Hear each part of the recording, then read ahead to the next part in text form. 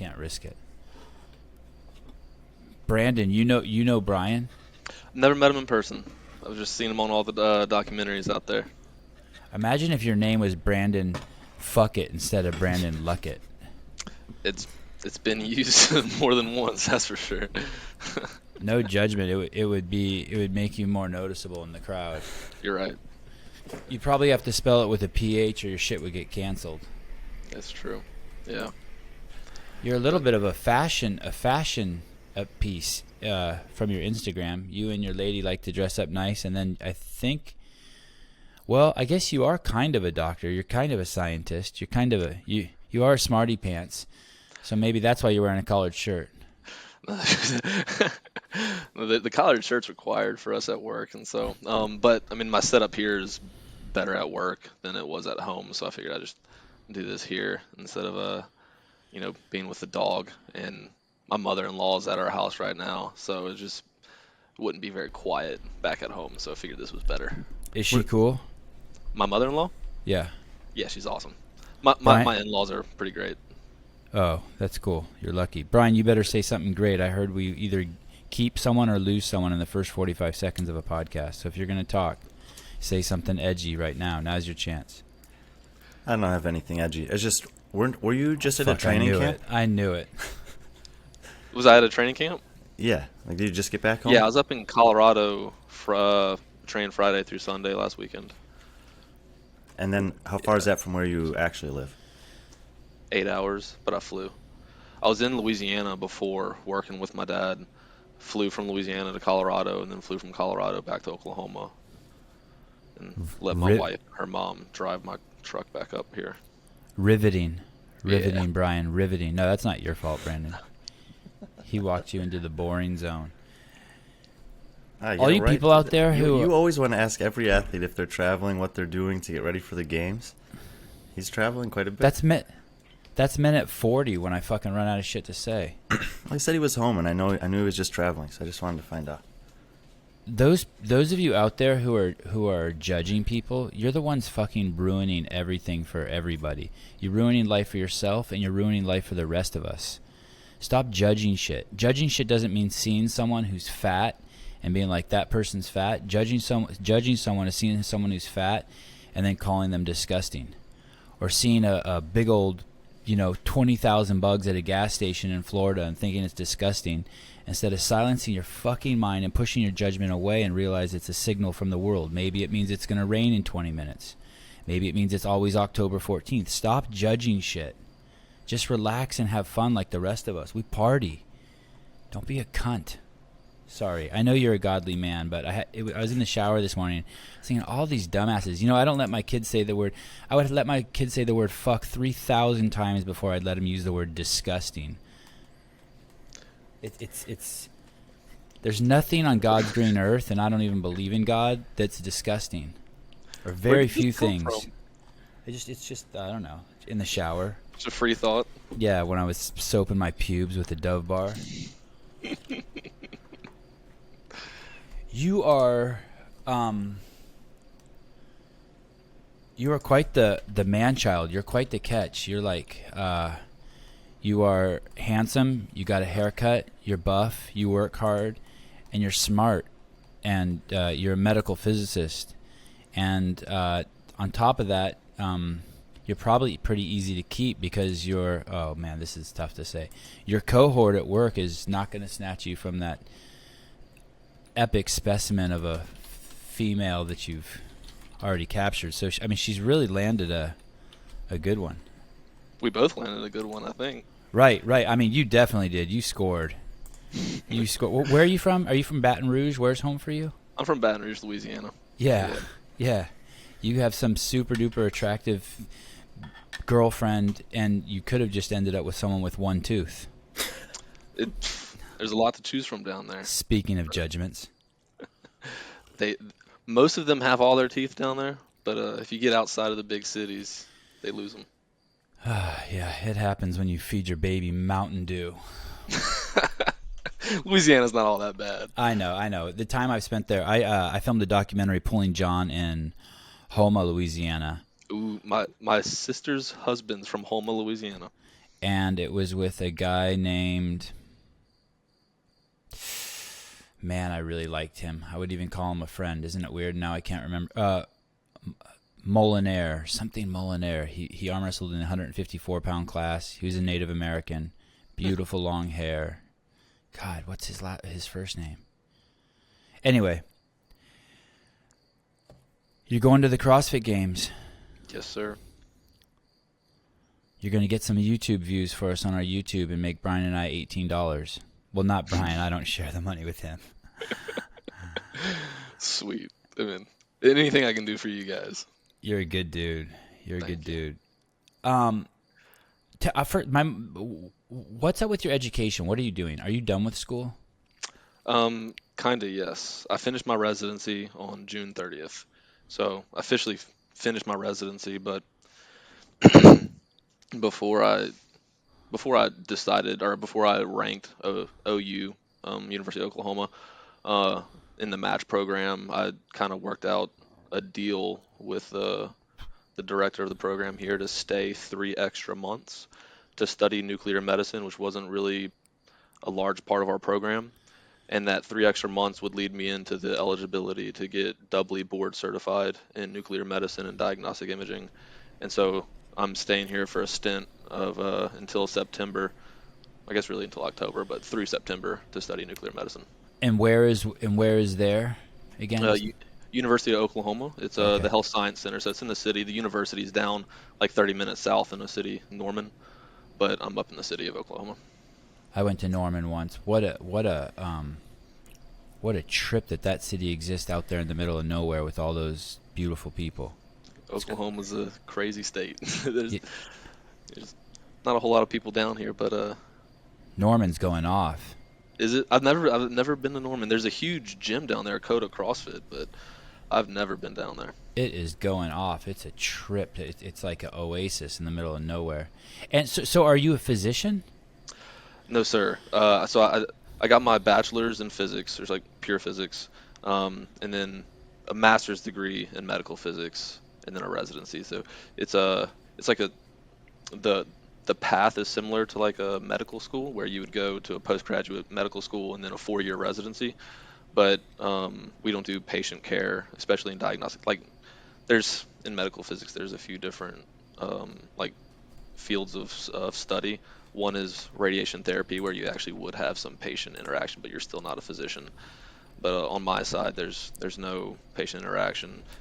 So I just have a master's degree, and they call it a residency because it's clinical training, which confuses a lot of people when they ask what I do, and I tell them that I'm in a residency. But no, I'm not a physician. What does your residency look like? Yeah, it's 2 years of at OU they structure it to where, you know, there's 2 residents. So the medical physics field's really small. Each program accepts 1, maybe 2 residents each year.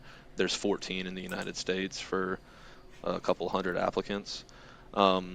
But I was trained by the 2nd-year resident whenever I started. I wasn't trained a whole lot by the professors here, aside from like the courses I took with them. And then once I finished my first year and the 2nd-year resident was done, I became the one to train the 1st-year resident. So that's kind of, we learn from a resident and then we teach a resident, and that's kind of like the broad-based structure of our program. But I mean, we schedule our work. We work in the clinic with you know, the staff and the machines that we work on. It's kind of weird because our professors don't really dictate a whole lot about our schedule. We're pretty free from like day one. We're here and like really performing the job of a medical physicist in the clinic. And give me an example of what that is, like more specifically. Like Yeah. you're not at the photocopy machine stapling papers like when I was a TA in physics in the high school. Yeah. So the machines that produce radiation in the medical field, X-rays, CTs, MRIs, ultrasound, they all use some kind of radiation, whether it be like photon radiation, sound radiation, which is I guess a type of it is a type of radiation, then like magnetic wave radiation. All of those use radiation to create images, and so I study the diagnostic imaging. But in that idea is the safety and quality of treatment for patients. Safety being, we don't want to give too much radiation dose to a patient just to get a simple x-ray. We don't want to put them at any kind of risk for any kind of, hair loss or, erythema or anything like that. And, but we also want to get good imaging, right? And so there's like this balance that we play in the field, to optimize that patient visit, the imaging. But at the same time, there's also state and federal regulations that govern, the acceptable limits of radiation exposure to a patient, for any kind of imaging. And so we also kind of make sure that every single machine used, X-ray room, CT, whatever it might be, in a clinic is well under that limit to just ensure patient safety and quality of treatment. So, yeah. Is there a dress code? Are you allowed to show up in board shorts, flip flops, and a baggy sweatshirt that says "I'm all natural"? No, because we're in the clinic, and patients see us, the techs see us. They're in their professional, like, their scrub attire. But I don't want to walk into a cath lab with a bunch of physicians and techs and nurses and anesthesiologists dressed like like I'm going to the gym or something. I want to look professional, especially walking around in the hospital. And then even after that, whenever you're not working for a university, and I'll be working for my father, part of that's like a business professional. You want your clients to think that you're dressed appropriately and you look good, and they want to be proud that you're walking in the doors and walking out the doors, whatever it might be. You'll be working with your father? That's how I got into medical physics. Yeah. What's your father do? He used to be a therapy physicist, for a clinic down in Baton Rouge. Started doing imaging consulting on the side, where you contract out to smaller clinics that might have like one MRI, one CT, and one X-ray room, so their patient load's not real high. They don't want to hire a medical physicist to be an in-house physicist, because there wouldn't be enough work and it'd be too much, too large of a cost for that clinic. So he'd have a little contract for them to go in once a year and run the tests on the machines.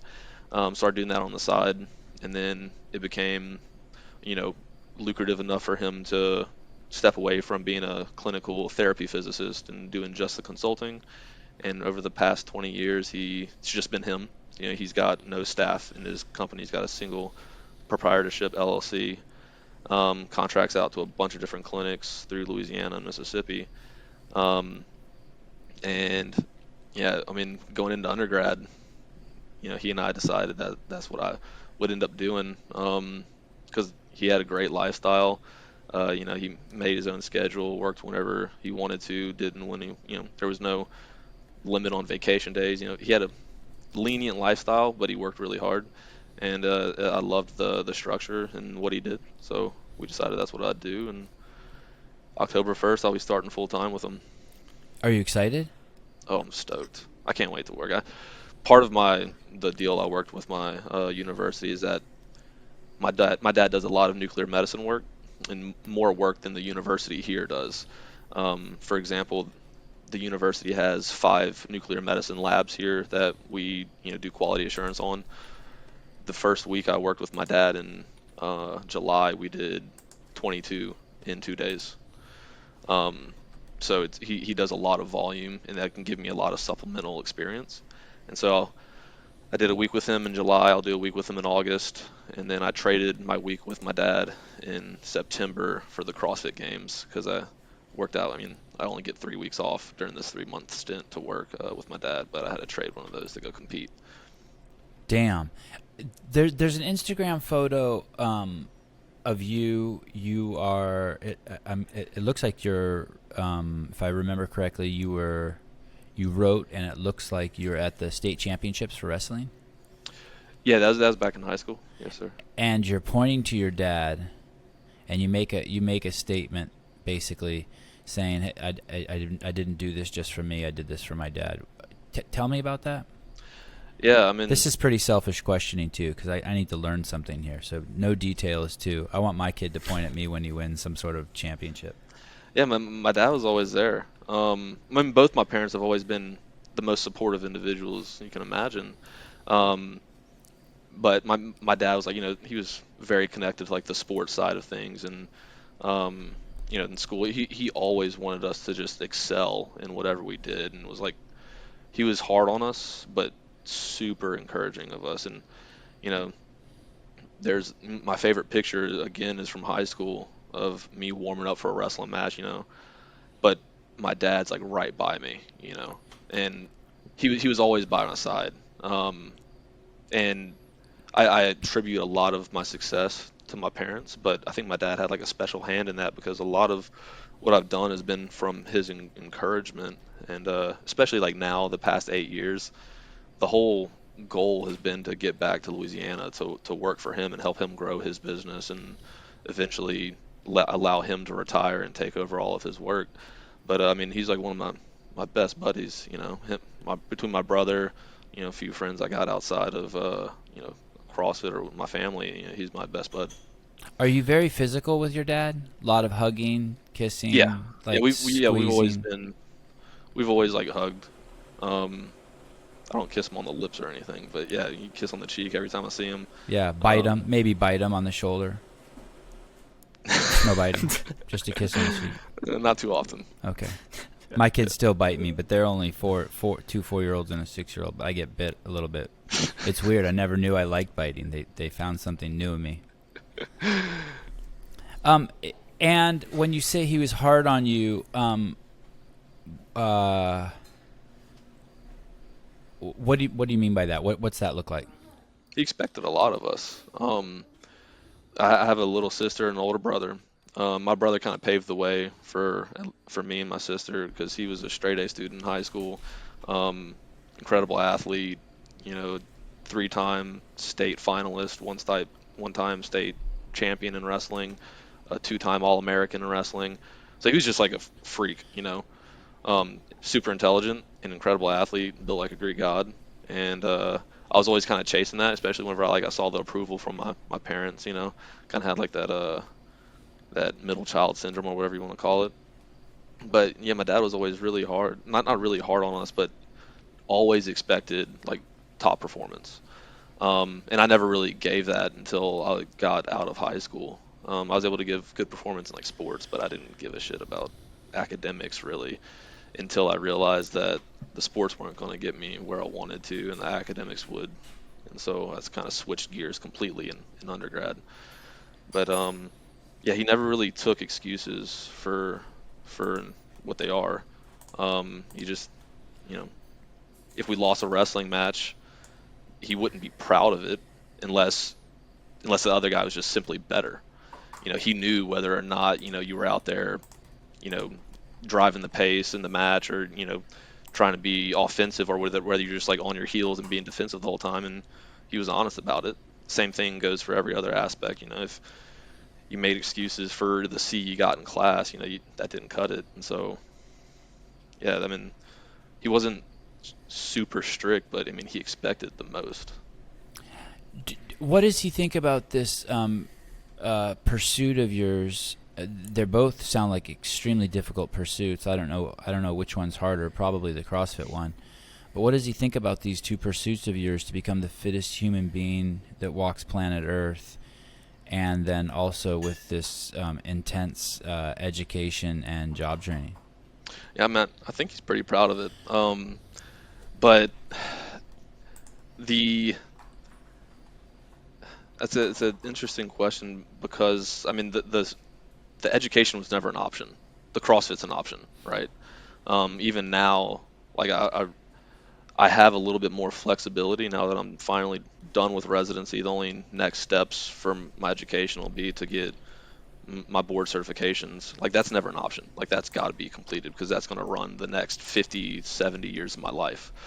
But the sports, I mean, I think you learn so much in sport about yourself, mentally, physically, and spiritually, whatever you want to call it, that was, I guess there's an option, but it was always encouraged. And even like, looking into like the future, he's like, we can make work for you so that you can keep doing this sport.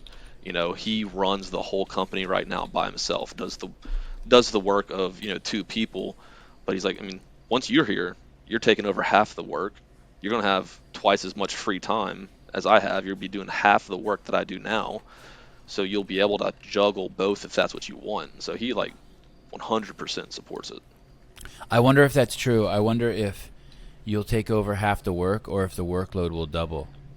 That will take some Well, that's discipline, right? the goal for me is to certainly, get my own contracts, expand his business so that we can both increase, our field of play. But, immediately over the next, 1 or 2 years, it'll be a slow growth, and I'll take over, whenever I start, I'll take over half. We've already split up the work. He already knows how this is going to play out. I'll take the east half, he'll take the west half. Wow. And we'll start attacking it. So, yeah, I mean, I think things will be a little bit more flexible because I'll be dictating the schedule and dictating how things go.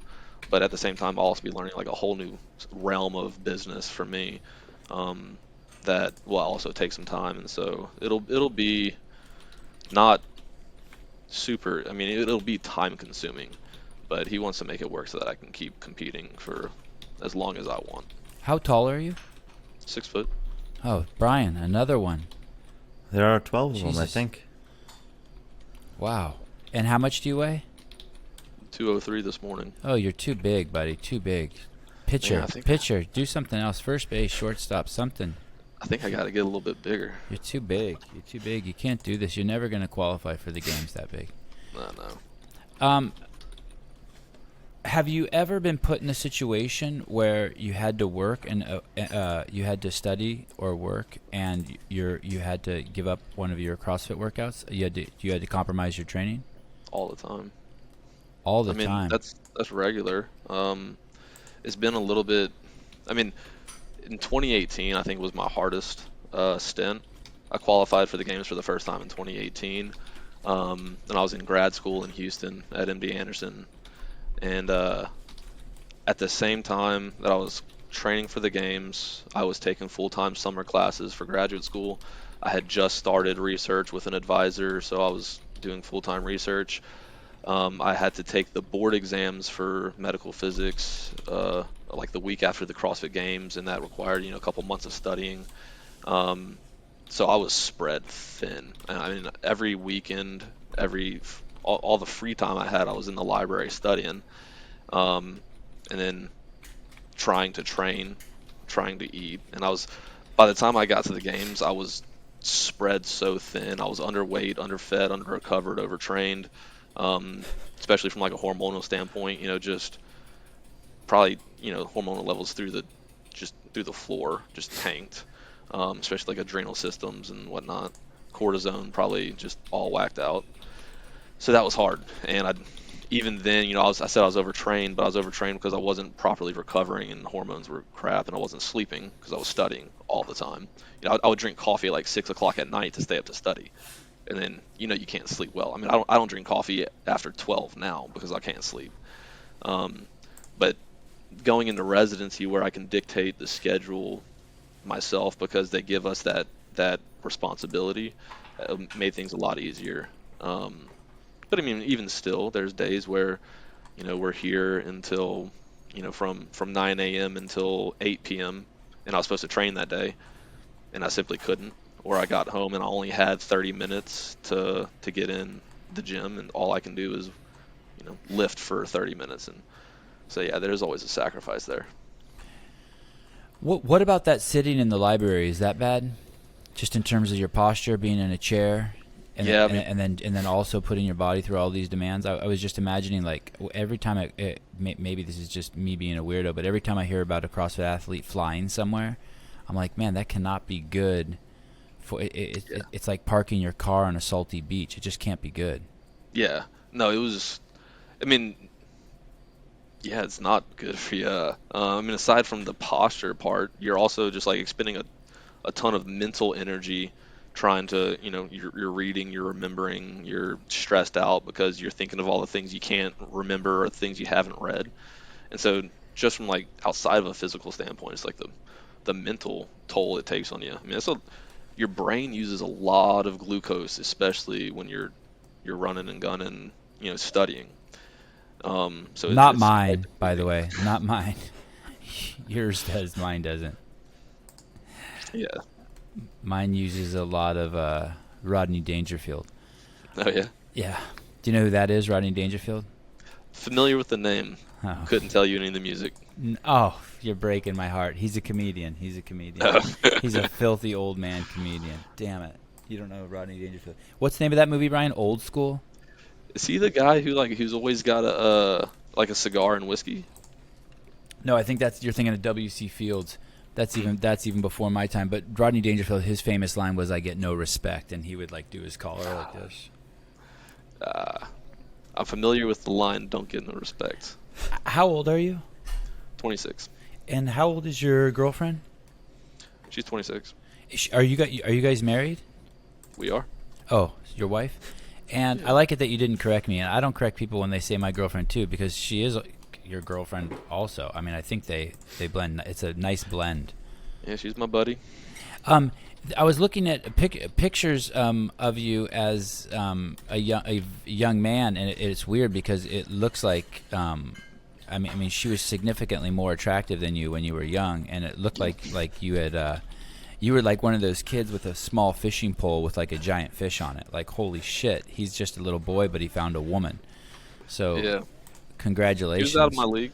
Yeah. Yeah. We met in high school. And but she definitely saw potential in you. I mean, holy shit, you blossomed. You were like, sunflowers always bloom late in the season. You know what I mean? And they're just growing and growing, and you're like, they don't even look like flowers. And then finally, kabam! Go ahead. Yeah, I mean, I think she had a thing for wrestlers. Ah. So the boyfriend before me was a wrestler, and then we started dating. Okay. But So she compromised. She compromised your look, your boyish looks, and your mop hair, for knowing that, hey, he's building a good foundation. This is I went through a couple years of because I started CrossFit right after high school, and I was tiny. I was like 170 pounds and 6 foot, scrawny. And I also went to like an all boys Catholic school where haircut had to be above the eyebrows, off the collar, off the ears. So like everyone, when you graduated, you grew your hair out. So I grew a mop, and then I mean, it was a mop. You have a lot. You had a lot of hair. It was looking back, I was like, I probably shouldn't have done that. I did it too when I was in high school, Brandon. No worries. Yeah. And then I also I was trying to get big and strong doing CrossFit. At one point I was like 215 pounds. You don't get to 215 pounds from 170, like just lean muscle. So I went through like just a soft phase where I was just trying to put on weight, and it didn't look good. By the way, when you say you were scrawny, just so people at home know, he was not scrawny. That's just relative to Brandon's current status. You didn't look scrawny in any of the photos. You always looked like a strong sunflower. You just didn't have the flower yet. No petals, becoming- just the seeds. It's becoming one of my favorite parts of we interview the athletes. They say, I used to weigh 160, 165, 170, and I was skinny. And I'm like, well, that's me now still. You're like, wait, what's going on? Brian, did you ever use steroids? No, thinking that might be my only chance at this point. You never in college, you never dabbled in any illegal substances? You never took any DHEA or anything like that? You're asking me? Yeah, I'm asking you. I actually thought of that last night as I was going to bed. I was like, oh, I wonder if Brian ever took steroids. No, I never. I've never even thought about it. I don't think I've ever been competitive enough to consider it. No EPO? No, nothing at all, really. Interesting. Okay. Just checking. Just wondering. Well, I started watching that. Last night I started watching, I can't remember the guy's name, John Santone or something. It's some Italian name. It's from 2016. It's basically an interview with him. And he's basically accusing all CrossFitters of doing steroids. And he says 50% of his clients are CrossFitters. And then they go on to say how naive the people are in the community to think that they're not on steroids. And I'm like, that's me. Yeah, I mean, Because I'm pretty, I think it's a, and they think that CrossFitters think they're the greatest people in the world and that they're so amazing. I'm like, yep, that's me. yeah, I think whenever I first started, I was like wondering if because I mean, before I was ever competitive, I used to wonder if there were athletes, doping or whatever it might be, using performance enhancing drugs. And the more competitive I got, and the better I got, and the more I met, these guys, the more I realized that they weren't, and these guys just work incredibly hard. And I think you may have mentioned it in another show. Like, I wonder what they could do if they were all doping. Yeah. Yeah. Where is that ceiling of human potential with like everything allowed? Do you think there's any? I think that'd be. Do you think there's any credence to the thought? I often hear people say that it's not the people that are at the top of the sport; it's the people that are trying to get there that are the most likely to use. They talk about that in this interview also. Sorry, go ahead, Brandon. I mean, I would imagine that's probably pretty true. Because it's the guys trying to get there. It's easier to make excuses when you're trying to get there. I just got to be stronger. And I can't do it fast enough. Because, it took me. I mean, I started CrossFit 8 years ago, and I'm still not a strong guy. It takes so much time, and you look at like these athletes who you think got to where they are in a year. And after a year of training, you're still not where you want to be. So you start making excuses of why you aren't, maybe. And so I think I think that's probably got a little bit of truth to it. Of like, when people aren't at that level, they want to make a statement of why they aren't yet. Have you been drug tested, Brandon? Of course, yeah. I mean, especially. I mean, all of us get drug tested right after semifinals or regionals. If you qualify. I've got one random. Yeah, if you qualify. I've gotten one random drug test at the house. Is that kind of flattering? It was, yeah. But I think you're like, holy shit. That means that like I'm on the list. That validates me. Yeah, that means that they think I'm a legitimate CrossFit athlete. Yeah. But I think a lot of people got drug tested right before the 2019 games because none of us were at an event where we could get drug tested. So I don't know how many ended up getting someone at their house before competing in the 2019 COVID games, but wait, 2019 or 2020? I guess that was 2020. Sorry, the online stage one, right? Yes. Sorry. Oh, that's correct. That's cool. Don't say sorry. That was good. Brian, he did that on purpose to test you. We talked about that before you came on. That's great. Well done, guys. Well done. He's going to throw in a handful of facts that are off by a few weeks and see if you catch them. Yep. Who was that? We were interviewing someone the other day, and they were on a team, and their whole team got tested but them, and they told us they were disappointed that they didn't get tested. Who was that? Do you remember, Brian? No, but maybe it was Colton Mertens. They just overlooked him for some reason. But was he on a team ever? Yeah, he did compete with CrossFit Kilo. So maybe it's him. Okay. I don't really remember that conversation, though. You don't remember that story? It was a great story. He basically said, yeah, they pulled 3 of the 4 aside to test, and this person didn't get tested. And they're like, what the fuck? Do I not look like I use? Come on, man. What the hell, bro? Yeah, hook me up with the test. So is this thing that drives you, is this a healthy desire to make your dad proud? What's the pathology behind Brandon? Because I've always said that people have told me you're going to burn your kids out, Sevan, or they're going to resent you one day, and my response to them is I don't give a fuck.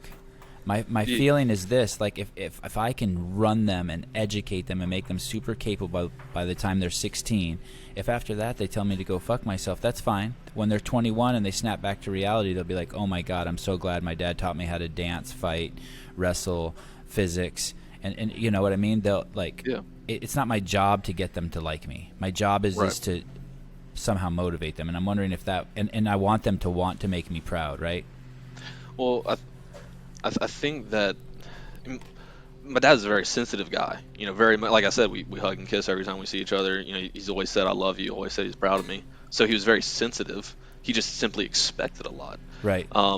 That's me, Brian. Look at me. I'm batting 10 for 10. I'm gonna walk away from here being like I'm the greatest dad in the world next to Brandon's dad. Yeah, I mean, but the motivation isn't, just to make my parents proud. It's because they gave me every opportunity in life to succeed. There was never an excuse for me not to. And so if I was, White privilege. yeah, yeah, whatever you want to call it, I was incredibly privileged. There By the way, wasn't a whole that lot. is, sorry to interrupt one more time, Brandon. That has No nothing problem. to do with the color of your skin. That was me being an Okay. asshole. It has to do with the fact it's called parental privileged. The Yeah. only thing you were privileged to have is 2 fucking parents who stayed together. Your parents are together, right? Yes, sir. Okay, sorry. Go on. Okay, so you felt an obligation because of what life dealt Yeah, you? because what I was given the best cards in the deck, and so for me to not run with those cards and play them and work as hard as I can to be, a good person, good student, good athlete, good son, whatever you want to be good at. I didn't have an excuse not to be. I could have, screwed around and done drugs or, drank and, not, not worked my ass off, but that would have been the most disappointing thing to myself, and my parents, because I had zero excuses not to. My parents were together. We were financially stable as kids and growing up, and I had zero excuses to screw up. Did you And ha- so, Go ahead. no, you go ahead. Did you have strong boundaries? Did your parents set strong boundaries? Certainly. I was raised Catholic, still Catholic. We prayed every night before bed, prayed before every meal, went to church every Sunday. Um, if we drank in high school, there were severe consequences, and so I was terrified of getting in trouble for drinking in high school. I didn't touch alcohol almost until I graduated. Um, and I never wanted to screw up because I was afraid. Like if my parents said they would do something, if we did something, it was held. There was no, if you sneak out, you're grounded for a week, and then we sneak out and we were grounded for a day. It was like if you screw up, the consequences are this, and they're held. If we say we're going to do something, we're going to do something. And I respect my parents a lot for that, because I see it a lot where parents are kind of trying to discipline their kids, and then they take those discipline, like they're not truthful, or not, they don't hold on to what they say. And it was ingrained in my mind not to do the wrong thing. Ladies and gentlemen, that is the foundation of good parenting. He just told you there is no homeostasis when raising a child. You either shut your mouth or follow through, because when you don't follow through, what you've done is taught your child something bad. So you have a choice. You can teach your child something good, or you can teach your child something bad, but letting them off the hook after you've said something teaches them something bad. There's no middle ground. That's the thing parents don't get. That's the thing people don't get. You have to follow through. I'm so glad you said that. It's enormous. It's enormous. And in the end, the child feels more safe. Their world is like, you've made their world solid and real. They know. It doesn't become then they waste this time always trying to push boundaries. That's awesome that you said that. Yeah, and I'm grateful for how we were raised to work hard, help out, and do the right thing. So maybe you can't win the games because you don't have like some deep fucked up pathology. Do you know what I mean? Like one you're pursuing something else that's, damn hard, and 2, you're just running on good stuff. Like like, you know what I mean? Like you're not doing it because Uncle Buck got you at 4, and you're saying fuck you to the world. Yeah. You're. But it might be a shitty thing for me to say, but my goal is not to win. Because I know my life doesn't rely on it. I'm not making money from it. I don't make a dime from CrossFit. And I know what I want to do with my life. But I was given a gift. I was given a talent. I was given an opportunity. And so my goal is to kind of see what that physical limit with the tools I have is. And that might be second to last place or third to last place again at the CrossFit Games, or it might be top 10, whatever it is. I'm gonna do it. I'm gonna control as much as I can to see what that ceiling is without neglecting work. you know, whenever this sport requires you to be incredibly selfish, so I neglect relationships a lot, especially with my wife, and she gets that. I neglect, the freedoms that other people do. We eat at two restaurants, and otherwise it's completely, you know, we don't stay out late. It's lights out at 9:30. It's lights on at 5:30 during the week. It's I don't see you Saturday and Sunday because I'm gone, and those are your only 2 days you see me. So there's a lot of neglect, but there's things I'm not like I can't neglect work because that's going to carry me through the rest of the life. And so going back to the statement, I want to see like what that potential is without neglecting the things that I cannot neglect. It's interesting. It would be interesting to hear your wife's take on this, but I remember thinking this from a very, very young age. A lot of people like the idea of owning a bald eagle, right? It's beautiful. It kicks ass. Like everyone wants to own one. The problem is the second you put that thing in a cage and you have it in your living room, every single aspect that you love about that bird is gone. Yeah. And that's an interesting thing because you are definitely a bald eagle. You're soaring to the highest heights. You're making the biggest kills. You're diving and getting the largest trout. I mean, and so the people around you, they love you for that, right? What a fascinating thing to see, and to be so close to a bald eagle. And yet, if they try to capture you, or reel you in, or tell you they want you to stop hunting between the hours of 3 and 6, they're fucking you. They're destroying the exact thing and that takes a real wise person to have a relationship with a bald eagle. A patient and wise person. And I wonder if your wife is that. She is, and I don't think she knows it. I think it's just that's just how she operates, and she's okay with it. I've never heard anyone describe the relationship I have with my wife like that, or anyone else. Because I don't know if I see myself as a majestic, something as incredible as a bald eagle, but no, she gives me every freedom in the world to do what I want, and there's no question about it. Um, and I'm incredibly lucky that she allows me to do this. Without that support, without her desire to see me succeed, then this wouldn't happen. You know that. Um, it would be too painful for both of us if she didn't want me to do this. And we've had the decision. I mean, we've had the talk of, is it time for me to stop after, to quit after we go home?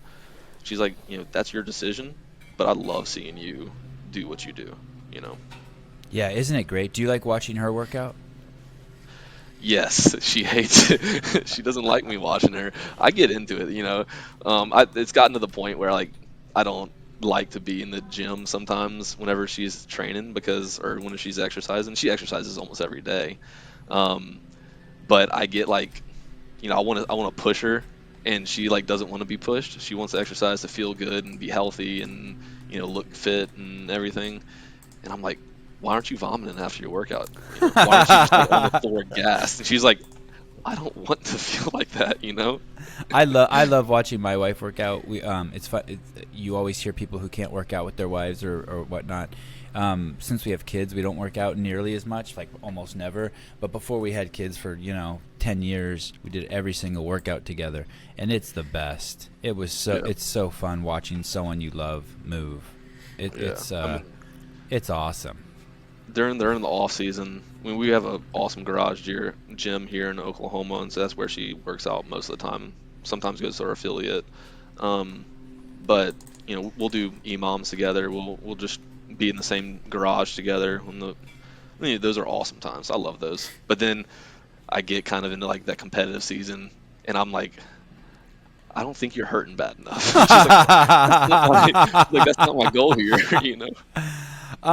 So we've said some nice things about your wife. Now let's say some bad things about your wife. Why is she painting a chair in a garage 10 feet away from one of the most perfect human machines?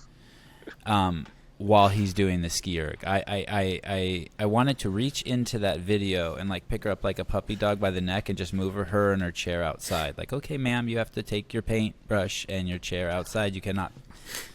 It's a funny story. So that was right whenever we moved to Oklahoma. My mom, she's a ophthalmologist. She's an eye surgeon, but she loves to decorate and like interior design. And we got a bunch of this old furniture from Louisiana. And she wanted us to paint it while she was gone so that she can come and decorate the house. And so that was a Thursday. It was a rest day. I don't even know if I had decided to compete that year yet. I think I was still retired. Retired or whatever. That's good. And she and I were painting chairs, and then I saw some challenge thrown on Instagram from Sean Sweeney. It's like, how many calories can you do on the ski erg in 5 minutes? And I was like, I bet I could do pretty well at that. So I just went and grabbed the ski erg and started ripping on it. Okay, so it's your fault. You're taking responsibility. She was there first. Yeah, we were both there first, and then I was like, let me see if I can do this real quick. So you were painting that chair also prior to that video? Yes. Oh, that's amazing. And what does she say? Does she think you're crazy, or does she just like put your brush in a can of turpentine and let you go out, scurry away? Man, I think it's normal for us at this point. The number of times I've like walked out of doing things or being with people to, whether it's study or train, is more than we can count probably. Started in undergrad. I remember she had an apartment at LSU where we both went to undergrad. That was walkable to campus. It was like the first football game, and tailgating in Louisiana is huge. Like it's an event to go on like a Saturday to an LSU football game. And so we had some friends over at the apartment. We were walking over to campus, and in the back of my mind, I was like, there's a lot of physics homework I got to get done by Tuesday. And so midway walking to campus, I was like, Kristin, I got to go back to the apartment and do work. So I was like, I'll find you later in the day, but I got to go get this physics work done. So you know how to prioritize. I know how to not fail. Wow. Sacrifice. Sacrifice isn't a scary subject to me. No, I don't even really believe in sacrifice. But what do you mean by that? Tell me that.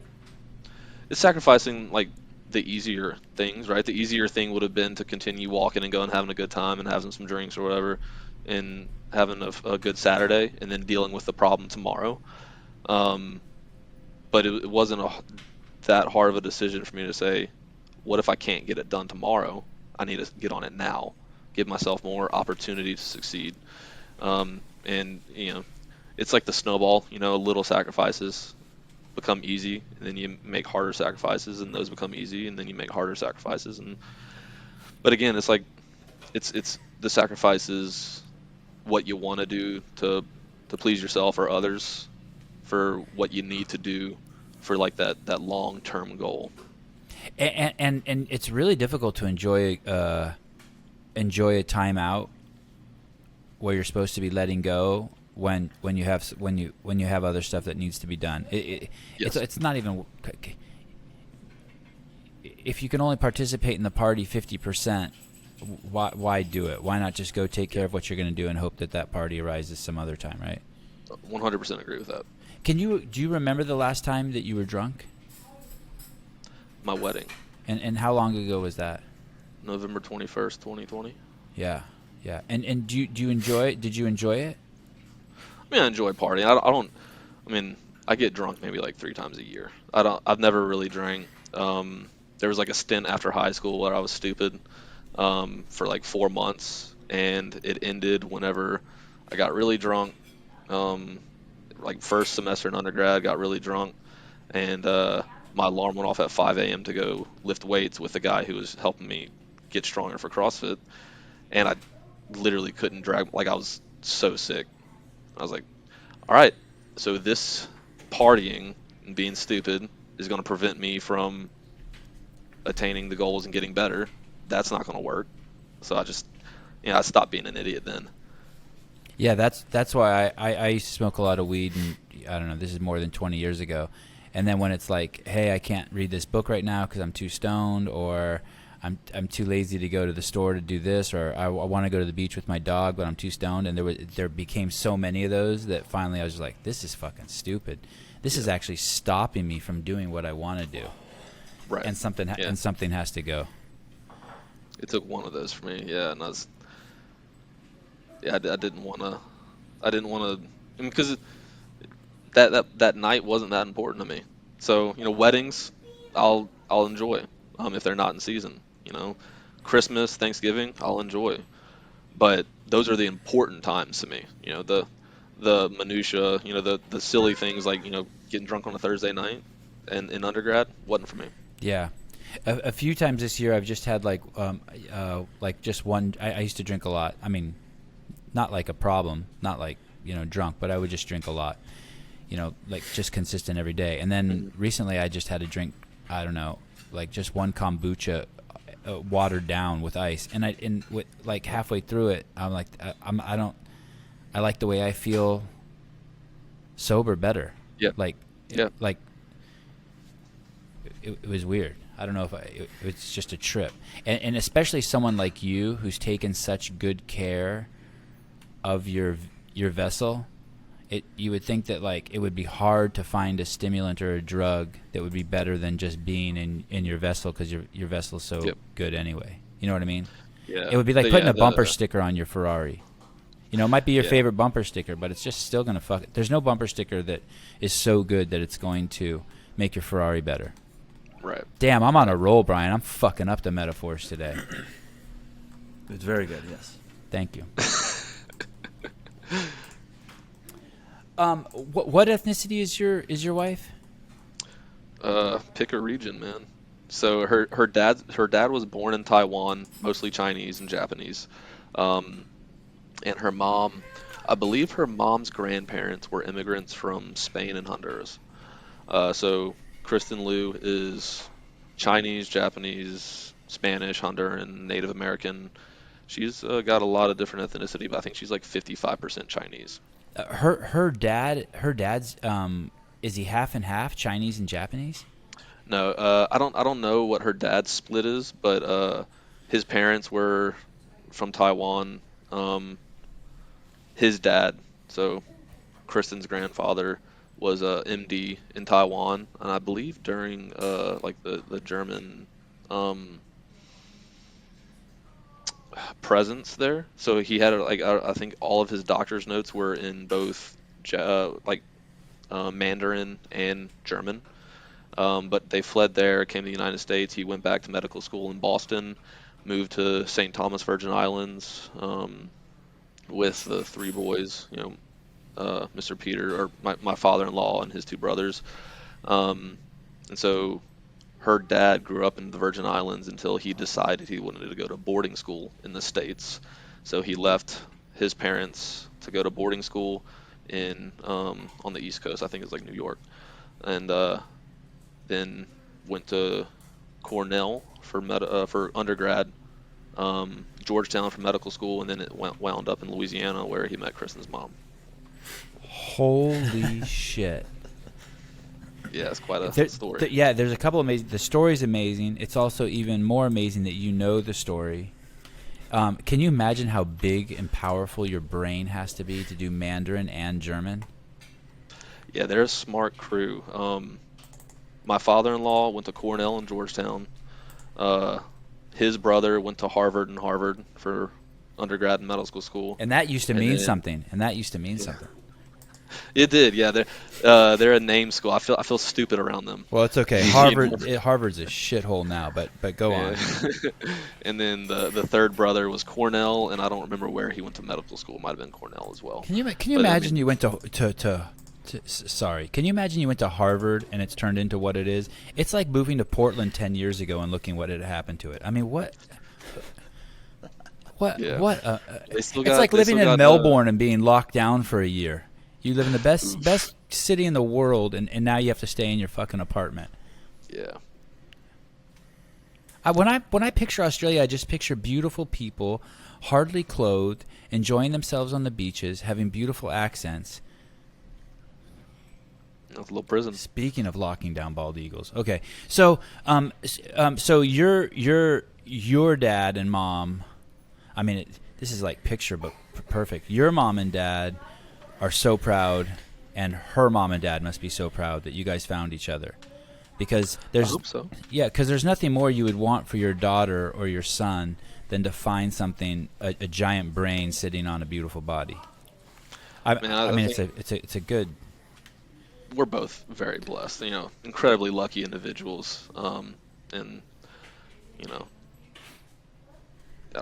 don't even know the words to describe our lives and our luck, especially with her parents and my parents are really good friends. We love our in-laws. She loves my parents. I love her parents. We're lucky. Yeah, that's cool.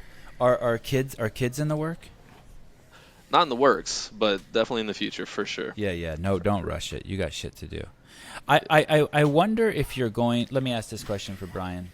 Brian, is he going to get so good? You're 25, you said? 26. 26. I'll be 27 in a few weeks. Brian, does he have the potential to get good enough? Can he put another 100 pounds on that back squat and so that he becomes tempted to have the hard talk with his dad? Hey, Dad, I'm going to need a year off. Brandon, how long are you planning to stay competitive in the sport? Yeah, I think I got to take that year by year. Right now, I got to get reconstructive elbow surgery after the games, and then the plan right now is to take the next year to learn the business, to learn what I'm doing and get into a groove with that to where I can handle a CrossFit Games season, but within that year to just lift as much as I can. Take a step away from the cardio and the conditioning and allow my body to develop a base of strength that I've never given it a chance to, at least not in 4 years. Because that lifting side of my game is such a huge hole that's, I believe, keeping, obviously it keeps that roof, the ceiling of potential far down. And so until I fix it, it'll keep being an issue. Do you know a guy named Logan Clark? I do. He told me to ask you that. So, thanks, Logan. Fuck. So wait a second. So I asked you a question, and instead of answering, I thought you needed some more data to answer my question.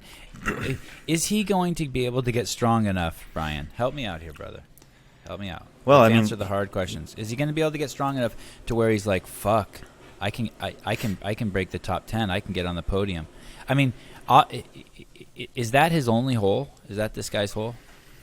It's hard to say. I've looked at his competition history kind of closely, and the strength tests, like the singularly strength tests, are bad, right? Like in the games last year, he was last place on the one rep max front squat, like last out of 30. Yep. And if you look at his open performance this year and quarterfinal performance, they weren't terrible, but they were like clearly his worst events. I think it was the quarterfinals where he was like, inside the top 66 in North America on everything else, and then 565th on the lifting. So it's like a noticeable gap. But the other thing that, like, just being like totally honest, when I look at the stage 1 performance from last year's games, and there's a ton of things I don't know about it, his next worst performance was in the workout that I thought was like the best indicator of overall fitness, which was Naughty Nancy. But there's a lot of stuff that I might not know. But just from a numbers perspective, that performance to me is more concerning than the lifting stuff. And what was Naughty Nancy? That was like the 5 rounds of 400 run, 12 bar facing burpees, 12 overhead squats at 185 or something like that. And what did you see, Brian? Was it his running? Well, we didn't. It was, I didn't get to see everyone do it because it was a virtual competition. But when I looked at the tests from stage 1, I thought, like, if I was going to pull just one test out of these 7, that's the one I would look at to try to have like the best picture of fitness, because a lot of them were just singular. There was like a single row, there was a handstand hold, there was a 1 rep max. The other ones were like Friendly Fran. It's a fun test, but to me it's not a great indicator of overall fitness because there's a lot of range of motion questions. It's such a short time domain. You could easily get a bunch of no reps on your thrusters, and then that just decimates the workout. So that one I feel like was the best just singular data point from that particular set of tests if I wanted to see someone's general fitness capacity. Because you still have to be strong to overhead squat that 185, but it's a different kind of strength. And the time domain's 20 minutes. And anytime you pair running with a barbell, it's going to be tough. You add in some burpees, then you have to be fit. Yeah, I think that was a separation workout in the games for sure. Like where you really saw the guys who had that gear, that gas tank that other people didn't. And it wasn't a great event for me. Let me throw this wrench into your thought process, Brian. He beat Will Morad at the West Coast Classic in every single workout but one, but Will finished better than him. He also took first place and beat Colt Sager in the 1, 2, 3 in the fourth workout. He's only 100 points. He's less than 100 points. He's 98 points away from first place. I wonder what the average gap is in the semifinals between first place and fifth place. I know it's not comparing necessarily oranges to oranges, but if you compared those. But he doesn't have... Usually you see people with these huge holes. His worst finish is 13th. I mean, that's close to a huge hole, but I wouldn't say it's a huge hole. Scroll left. Uh-oh. You gotta look at the first event, Sevan. The which event? The first one. I can't scroll left. In the first event, you got 6th. No, to the left. No, I got 22nd in the Snatch ladder. On the game, there's 7 events. On the game site, you can only ever see 6 events at a time. It says okay. Well, and then there we go. And that also is a justification. That also is an argument, right there. If he figures that, can he figure out a snatch in 1 year? The snatch that's the workout he injured his elbow on, which we should ask him about. Yeah, we'll go right there after this. I think that these numbers are promising, but I'm not the expert, Brandon. I'm the fanboy. Brian's the expert, so. Well, I have. There's a lot to. Oh, Brandon. To improve on. For me, when I was looking at the West Coast Classic, there were about 8 guys that I thought would have been solid candidates to go to the games, and he was in that 8. And thanks.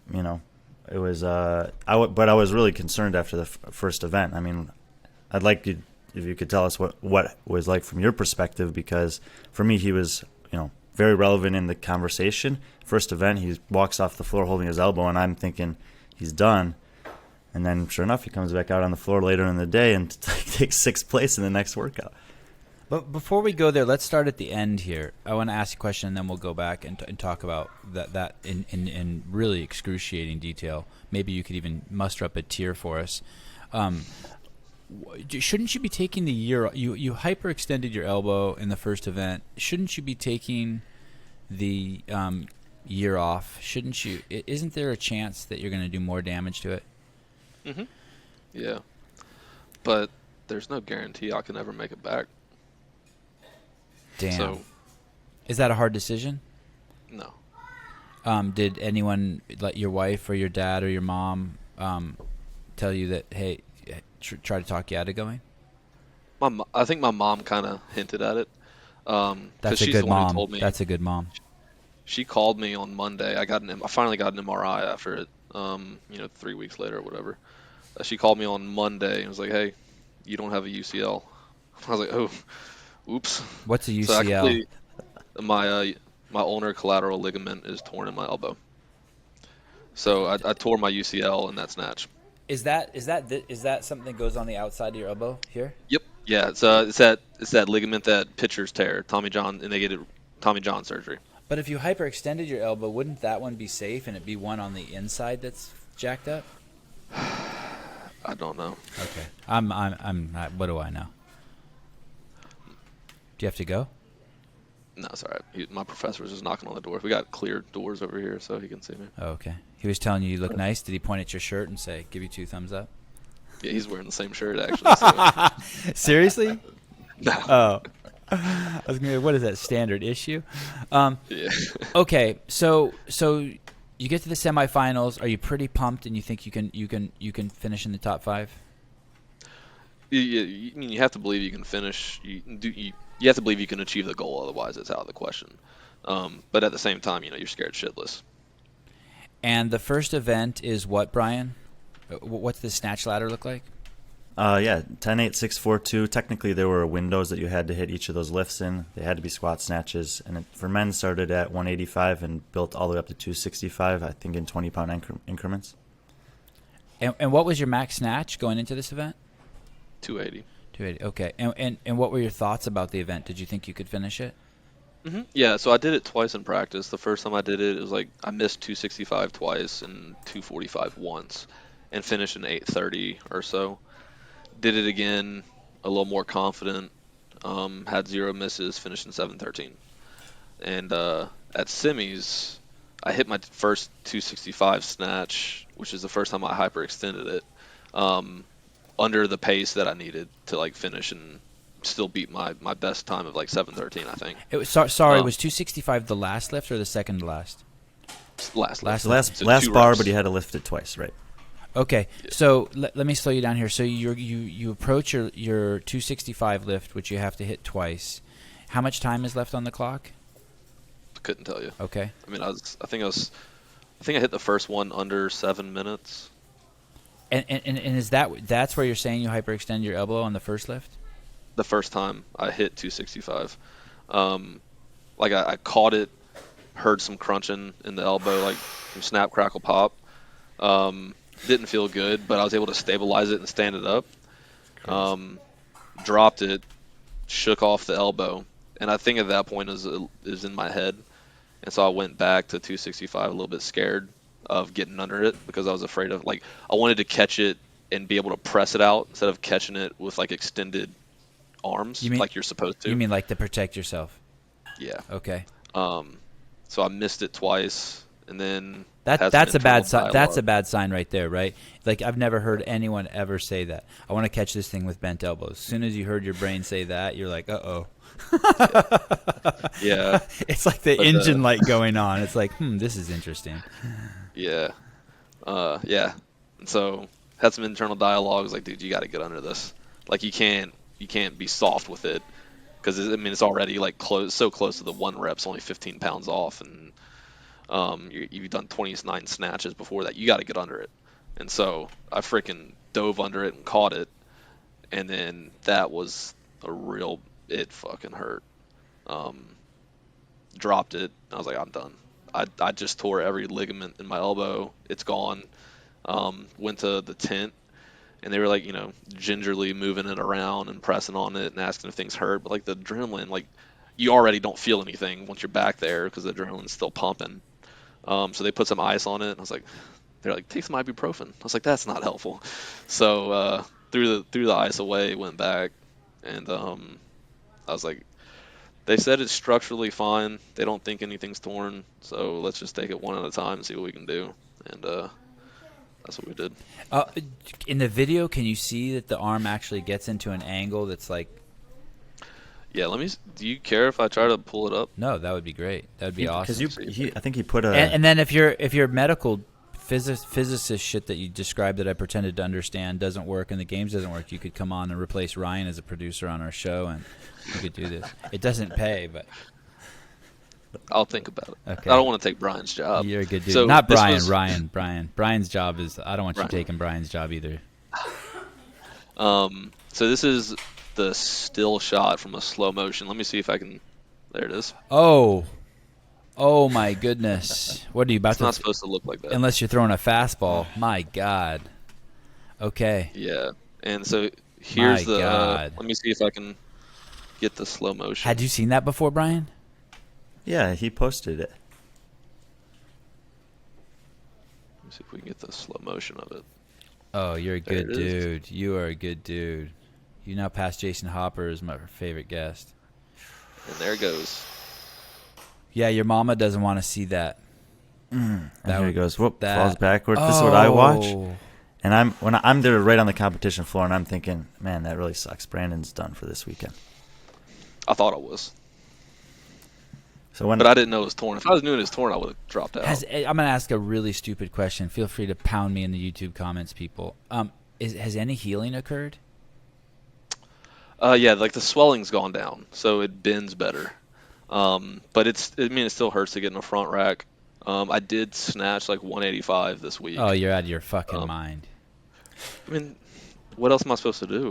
You gotta see what go swimming with that hot wife of yours. I don't know. Like, yeah, I mean, little things hurt. There's some things I can do and some things that are pretty excruciating. Are you right-handed? Yeah. Can you soap your butt still? I don't do that anyway. Oh, you don't wash? I'm just kidding. I was like, wow. Just uses the bidet. We've just opened up a great subject here. Literally, seriously, can you soap? Can you like reach back there and soap? Can you brush your teeth still? I snatched 185. It's a functioning elbow. It's just not stable. It's a functioning elbow. It's just not stable. Yeah, I mean, I hear you. I want running every now and then and kind of clicks and clunks.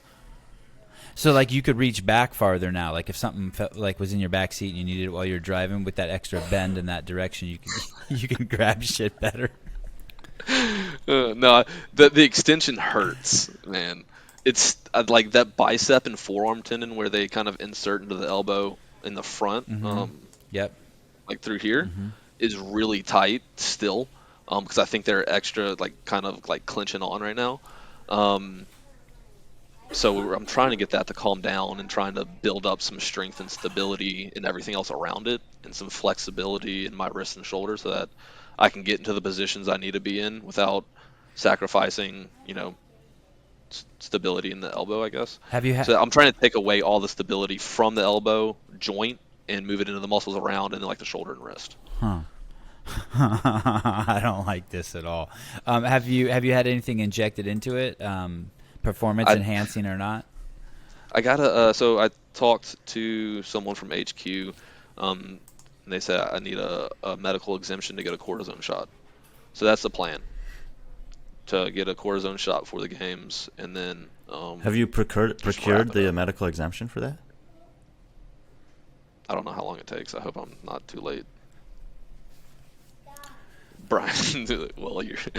I didn't know. Well, that's that's the first I've heard of that being even a possibility. So I'm just curious about it because the timeline of things is this whole season. The timeline of things with regards to CrossFit is very questionable. So I was wondering when that communication happened and what the process is like to get that approved. It was earlier this week that I found out I could get a medical exemption. So today on the to-do list is to see what I need to do to get that.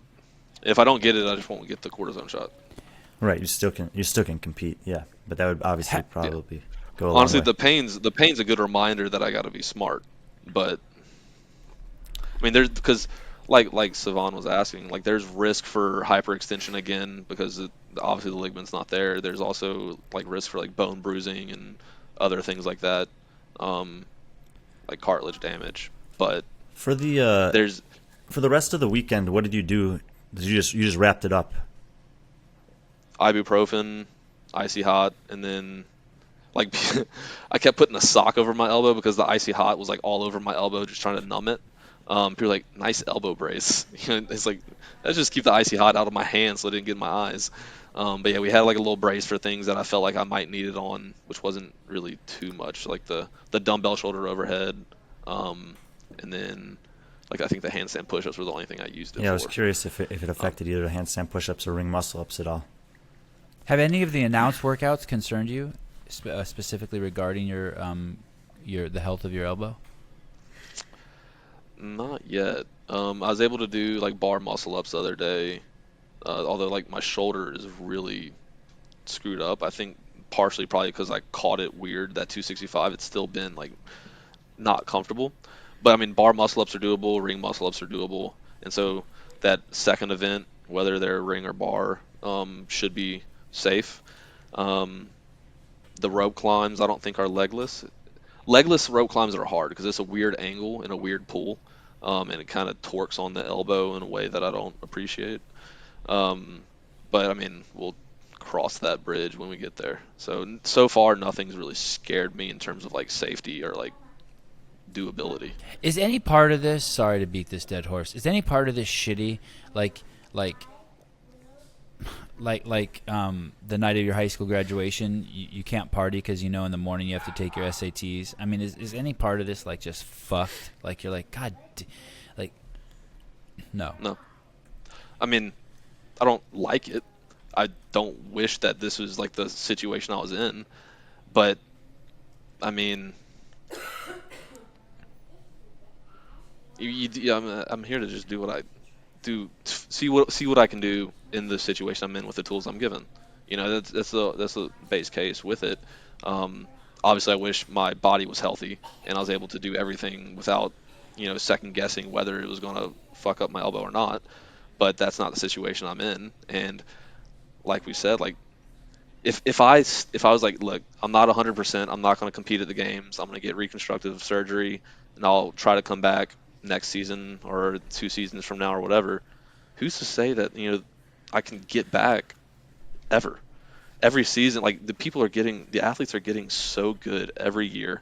What if Kristin has a kid and I'm not willing to take time away, or what if the business just grows too much, or it just requires too much energy? You mean if the kid's yours? If the kid's yours, if she has a kid and it's yours? Yeah, if it's not my kid.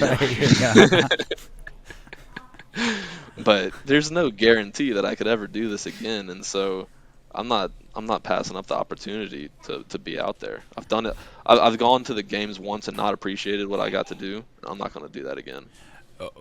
What do you mean by that? What? Yeah, in 2018, I was so embarrassed by my performance there that I didn't appreciate just the opportunity to be there. He didn't like seriously, were you embarrassed, or are you just using that word loosely? I was embarrassed. I say embarrassed. I mean, I came in last in like so many events. The first day, I took like a 36th, a 38th, a 40th in the first 3 events. I was like, so this is the CrossFit Games? These aren't fun, Well, so I think what he's saying is he didn't embrace what Sean Woodland always says, which is you don't realize how good you have to be to suck at the CrossFit Games. Yeah, and yes, but like every single one of us out there is like so competitive. I mean, that's how you get to that point, that it doesn't matter if you're with the 39 other fittest humans in the world and every single one of them is better than you or not. You don't want to be 40th, I mean, Josh Bridges beat me in the CrossFit total with a bum knee. Like, basically didn't squat and still beat me in the CrossFit total. No, he didn't. You beat him in that. Oh, did I? Well, that's the only reason I beat him, because he couldn't squat. You know what's interesting is I look at Dallin Pepper below you at the West Coast Classic. He took 2nd place, and you hurt yourself. That's really it's really a testament to your grit, man. Is this the grittiest story coming out of the semifinals, Brian? I mean, honestly, it reminds me of Vellner's regional when he tore his bicep in event 1 and went on to qualify. Like, it's pretty impressive. I watched that whole regional probably a month before competing at semis. I was like, that might have been in the back of my head whenever I was at semis. Vellner did it without a bicep tendon, so why can't I do it without a little ligament in my elbow? Let's talk about Patrick Vellner and his bike riding. I hate him. Yeah, I'm going to tell you what I saw. I'm going to see a buffoon on a bicycle who swerved across the lanes, hit you. First of all, I watched the video 40 times last night. I didn't even realize it was Patrick Vellner until I had read down below in the comments. But he looks like he's going to ride his bike into a hay bale. Then he swerves around the hay bale and fucking hits you. And I'm going to tell you what I read your body language as, and it's only a split second, but like he's lucky he kept riding. Like, there may have been an instantaneous. You were a good sport on your Instagram, but it looked like someone was about to get fucking soufflexed. Dude, I was like, in my head, I was like, get through the first lap, don't crash, and then start working. Wait for like everyone to kind of spread out a little bit so it's a little bit safer. I was like, just don't crash on the first lap. Last turn, first lap, dude, over the handlebars into the pavement. I wasn't happy. Yeah, you look pissed. You look like a fucking like you were looking for something to punch. Like I as you look down, did you know it was him right away? No, so I didn't know it was him until like the next day. And funny story, he got a new bike, right? Because his chain popped off. I had my old bike from that accident. Yeah. Okay. My brakes didn't work, but my handlebars were crooked. but I could still bike. Uh-huh. And so I ended up, because he had to run to the station and get a new bike, and someone had to put my chain back on and got me back on the bike. I caught back up with him, and I didn't know it was him. I figured something had happened to him, and so like I come up behind him, I was like, kind of chatting with him. I was like, hey, let's work together and see if we can catch someone. So we took turns drafting off each other to like conserve energy and like bike a little bit faster. We ended up catching like a small group of people who had fallen off the back and passing up like 3 or 4 people. Oh, Vellner's a good dude. What a great redemption story. He at least helped me get back up there. Yeah. What if he would have looked back at you and been like, aren't you the dude who took like a 38th, a 40th, and a 32nd at the last year? Was it that year's games? No, that was my first year of the game, so that was the start of my shitty day. What if he would have just looked back and like, dude, you suck. Get back. Don't talk to me. Like, all right, thanks. I'll just draft off of you the rest of the way. So that's fascinating that you that then you the guy who fucking put you down. I mean, he's lucky he didn't go down. Yeah, he's so lucky. I think he hit like my front tire and just turned it 90 degrees. I went over it. Luckily, I mean, he didn't, but I was glad to take that fall for him. It was some great drunk driving shit. I mean, it's a great. Who took that video? I don't know. Someone sent it to me on Instagram. Later that day, some spectator. Some of the CrossFit media knew that turn was probably going to be like the biggest likelihood for something like that happening. So a couple of them had intentionally positioned themselves there. It was a wacky turn. Man, yeah, it didn't fit with the rest of the course really. It's epic. I'm glad I found that as I dug through your. Well, that day must have been pretty brutal. So you have three events that you're like not very excited about, and then you have to finish off the day with a just casual marathon row. Yeah, man. Like I said, I finished the CrossFit Games. I was like, I don't know if I like this or not. You know. But after that day, you had a day off, and you come back and you end up having your best event in Event 5. Mm-hmm. That end up being your best event for the season, for the entire weekend.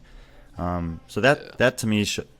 I said some things earlier that maybe not such positive, which is okay, but that to me is a good sign that like you could put that behind you, come back and say, hey, this is kind of like what you're saying this year.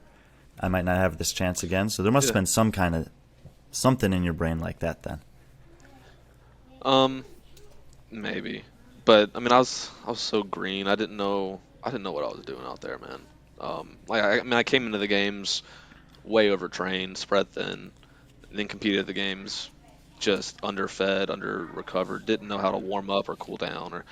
I was out of sorts over there. And so I learned a lot that year, and hopefully I can use that wisdom this year and have a little bit of a better outcome.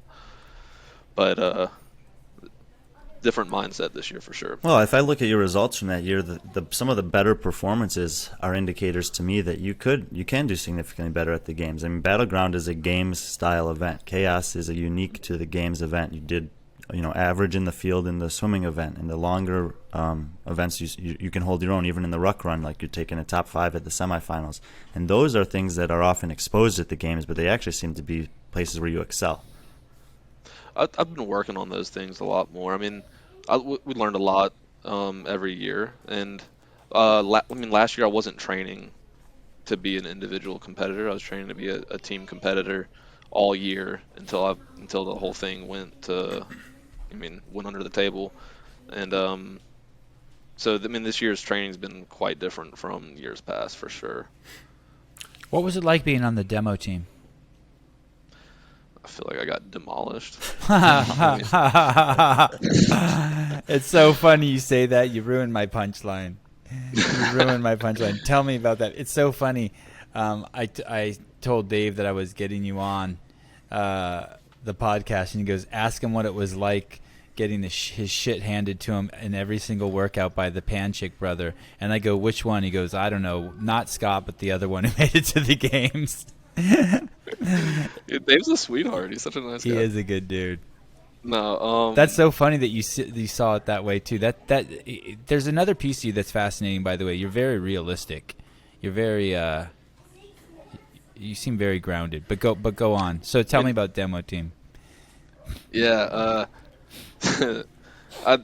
I was after the games. I mean, I had kind of put off some of my responsibilities at work going into the games, and so after the games, it's like, all right, I got to catch back up with work. I got to schedule a shitload of inspections and things that I've been like kind of neglecting, so that I could spend a little bit more time training. And so, diet out the window, sleep out the window, just like trying to catch up on work. And then, like a week before flying out or whatever, one of the guys over there reached out to me. Was like, "Hey, do you want to come do like the demo at the game or at the ranch and run through the events of the games?" It's like, I mean, how do you pass up that opportunity? What year is this? I've trained like one day since the games, but I'll come. No, this is 2020. Okay, less than a year ago. So yeah, with the event with like ended with Atlanta, and had the long run.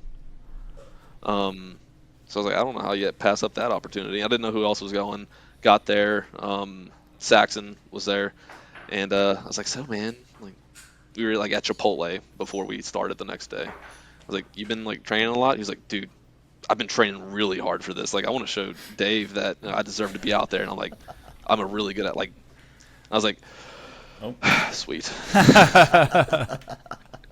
I mean, like it took me 1 week to get out of shape, and I didn't, I just like mentally wasn't quite in there, physically definitely wasn't, and he handed me my dinner every day and told me I could eat it. It was embarrassing.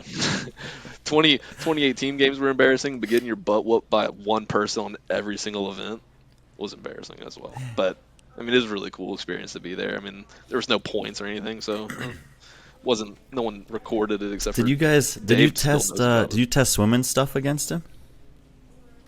Yeah, that one we tied on. I thought that might have been a good one. We tied on that interval piece. Yeah. It was interesting because I would beat him one way and he would beat me the other way by just like a second or two, and so it ended up coming out in the wash and we tied like to the second. Well, and who else was there besides Saxon? The girls were Christy Aramo and Andrea Nisler. And how did they do? Were they tearing it up too?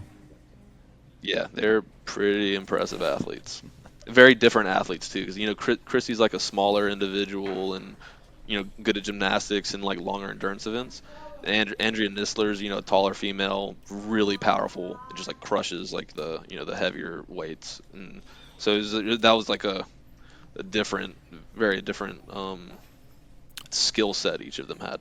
What's her name? Andrea Nisler? Andrea Nisler. She's on Rich Froning's team with Taylor Williamson. Oh, okay. Yeah, I've seen pictures of those girls. They are impressive. Hey, Brian, weren't you saying something in a podcast about how people who go to the demo team anecdotally the path to the games? I don't know about if I said that or not. I mean, those are my words, but weren't you saying that, like, hey, look at all the people who've been on the demo team the year they're not on the games, and then the next year, look at all these people. I mean, all those people who were on his demo team, they obviously weren't going to the games last year, and now they're all four of the names he said are going to the games. Well, no. We all competed at the games. They were all games athletes last year, but they just didn't make the top 5. It was like such an exclusive group that was able to make that, so... and I think that's a different sample size of demo athletes than most years.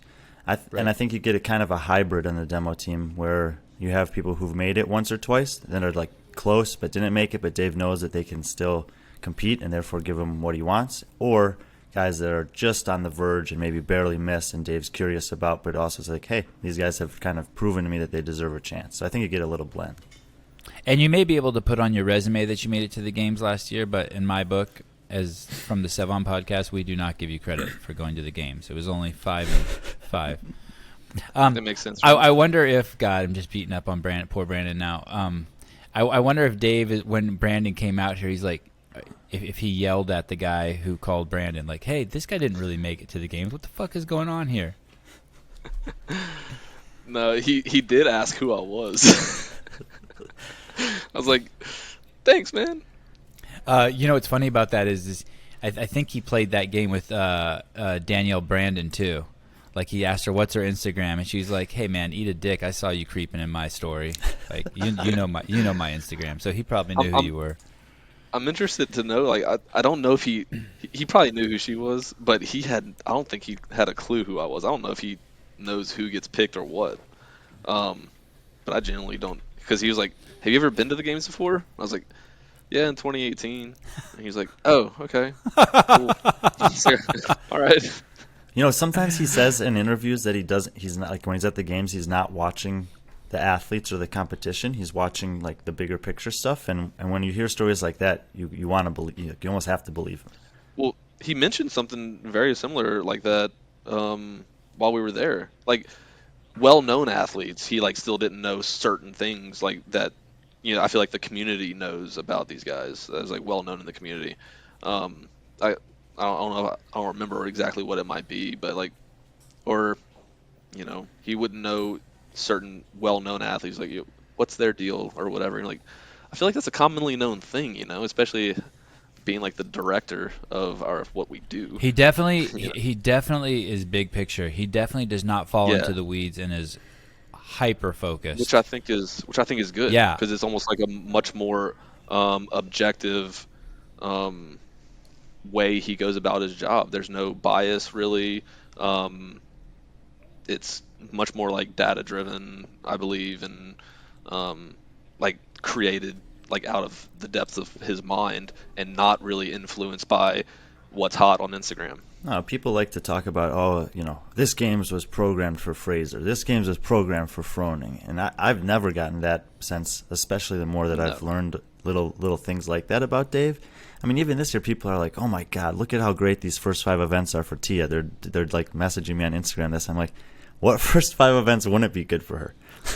She's just a really good athlete. I don't think Dave gives a shit about who wins. No, I don't think so That's either. my opinion. But I do think the year Spieler made podium, that was the only year that the games were programmed for a specific athlete. Oh, that's before my time. That was in like 2011. Wow, we should talk about that some other time, Sevan. But there's no fucking way that guy gets on the podium. There's no way unless there's home cooking. Dude, CrossFit was young then. So was Spieler. Brandon, do you have any friendly or not friendly rivalries with the guys like from the old South Regional? No rivalries or anything. You don't secretly just like, you're like, man, however it goes at the games this year, I just hope I beat Sean. I feel like you've been talking to my dad. Nah. My dad's been like, I don't care where you come in, just beat Sean. I'm like, what you got against Sean? He's a nice guy.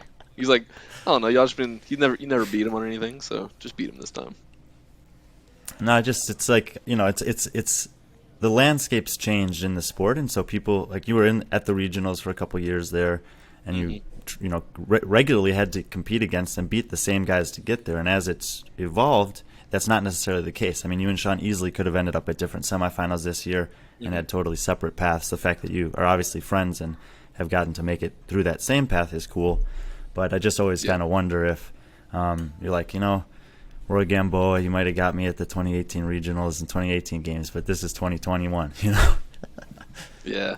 No, I mean, I don't worry about any individual athlete, really. And I don't worry about where they're placing or what they're doing. It detracts from the goal.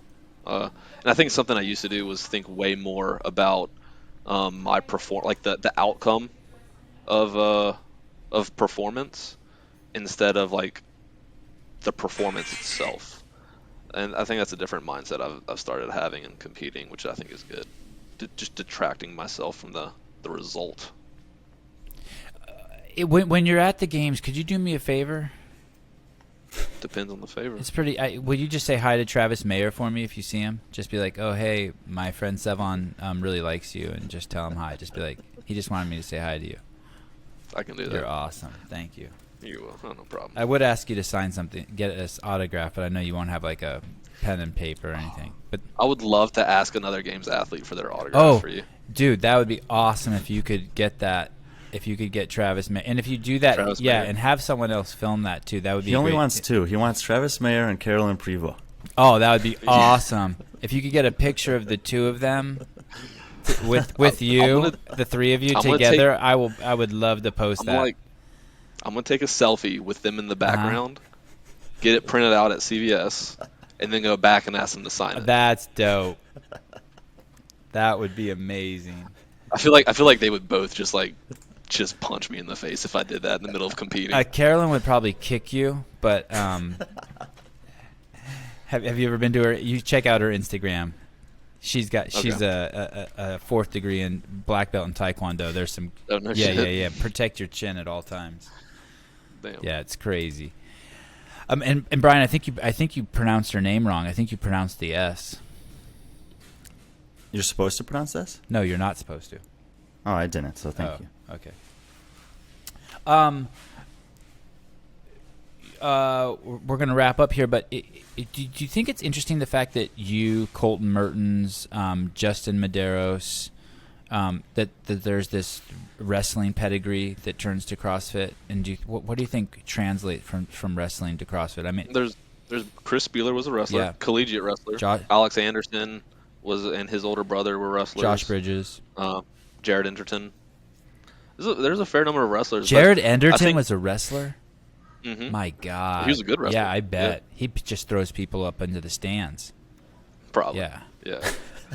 But yeah, I think wrestling has like it's a large blend that doesn't really like.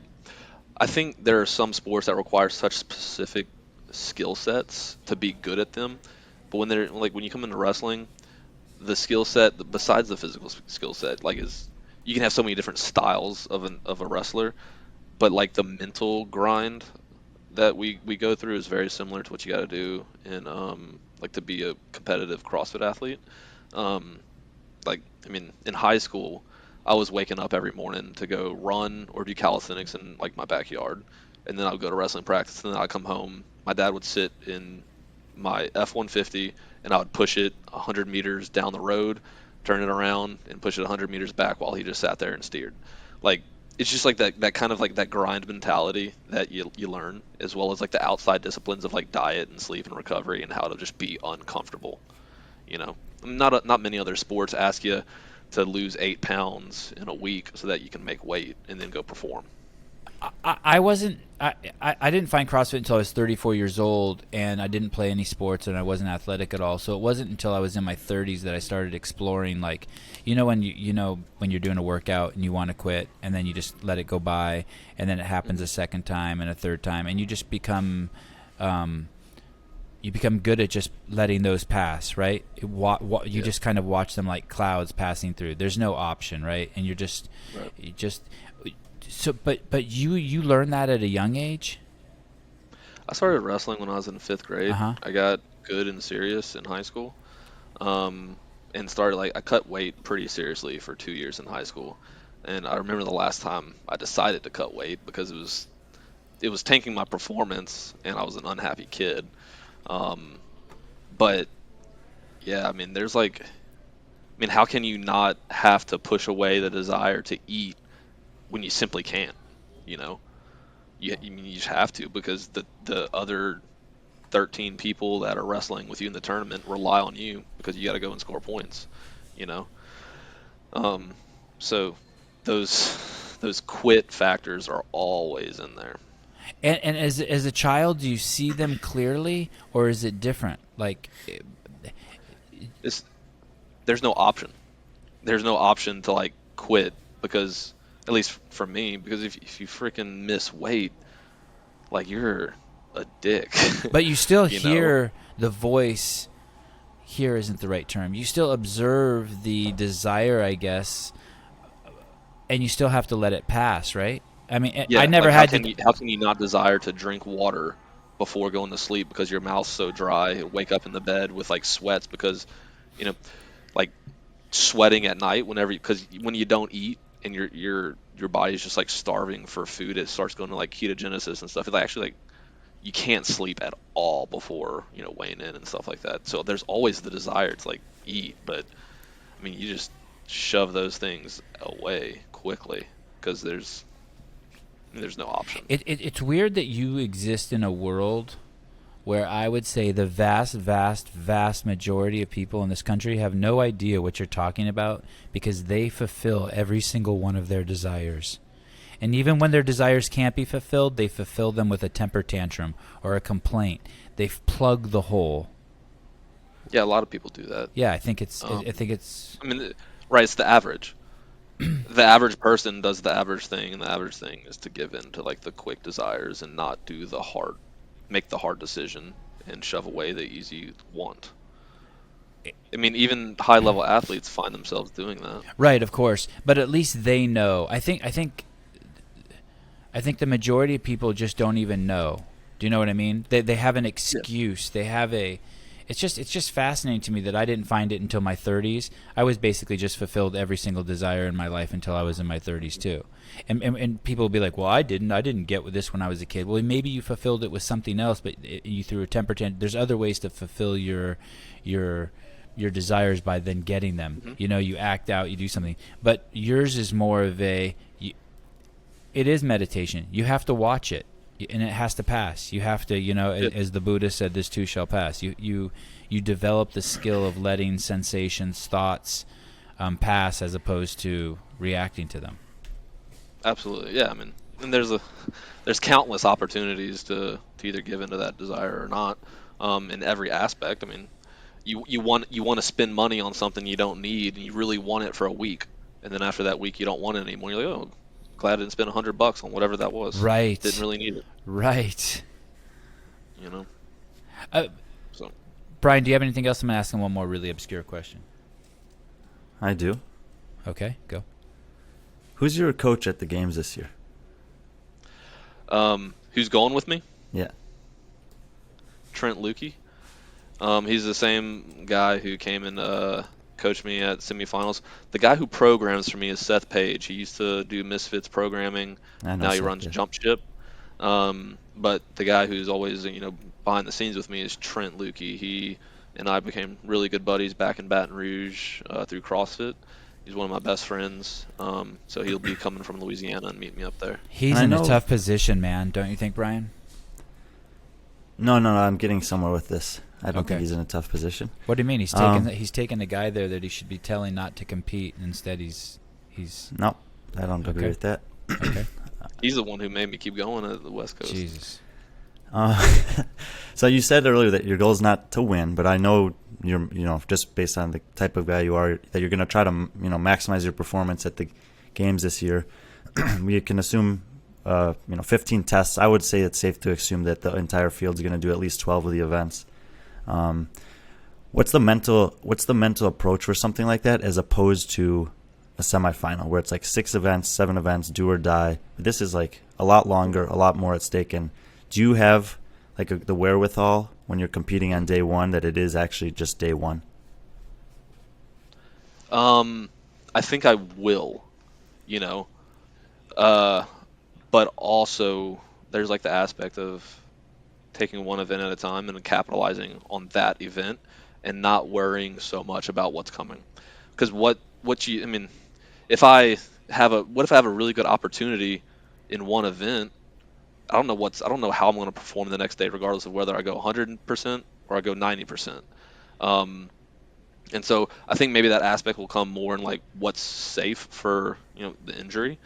But as far as like your performance, like you can't worry about what's coming the next day, because you don't fucking know what like place you're going to get on events 8 through 12 if you sandbag events 1 through 7.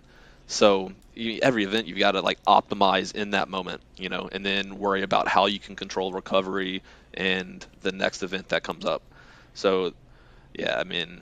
And those components, the recovery, the in-between, is that where you think that you guys are at a totally different place than you were a few years ago? Yeah, food's in a much better place. Sleep is a much better place. The stretching, the ice baths, the things like that. Those are much more at the forefront than they used to be. And I do want to, I guess, make a distinction. I know you said like the goal for me isn't to win. Of course, the desire is to win. I knew he didn't like hearing that back. I knew he didn't like hearing that back. You fucked with. He's gonna get you. He's look at him leaning into his camera even a little bit. But also, I mean, Sevan made the point that like I guess I'm a realistic guy. I mean, I'm not naive to be like, I can win with the holes that I have and like knowing like the abilities I have, and so it would take other people performing suboptimally for me to win. That's the case. It's like everyone else or people ahead of me who are just better athletes. I'm not going to be silly and be like I can beat Cole Sager and Noah Olson at semis. They are simply better. Like they have the skill sets that I don't. They don't have the holes that I have. And so for me to believe that I can just fill those gaps in a 5-week period between semis and games is a naive thing for me to say. And so I know that that's not where I'm at. The desire certainly is there, but I don't have those tools. Brian, it's worse than it's worse than that. He when he says stuff like I'm not going there to win. Fraser didn't go there to win either. Fraser went there not to lose, and this dude has the exact same problem. Brandon Luckett is afraid of one fucking thing. Failure. This guy does not want to lose. He doesn't care about first place. He doesn't want to lose. It's like it's another alpha fucking lion. He's a giant bear guarding a cave. I mean, it's nuts. You guys are all fucking nuts. And it manifests. Yeah, I think every. No, it manifests it as a itself in compliment. different way. They communicate it in different ways, but it's in there in all of them. Yeah. Yeah. I don't even know if it's in all of them, man. This guy, this. You think this is? I don't know if all of them can articulate it. Maybe it isn't all of them. But when I was doing the research and reading about him, that is the theme. And I've heard Fraser say it too. It's why his second place medal is his favorite medal, because it just reminds him, like, hey, the goal is to just not lose. And look what he remembers from the demo team. Even it's like he's circling around that too. That has to be fixed. Yeah.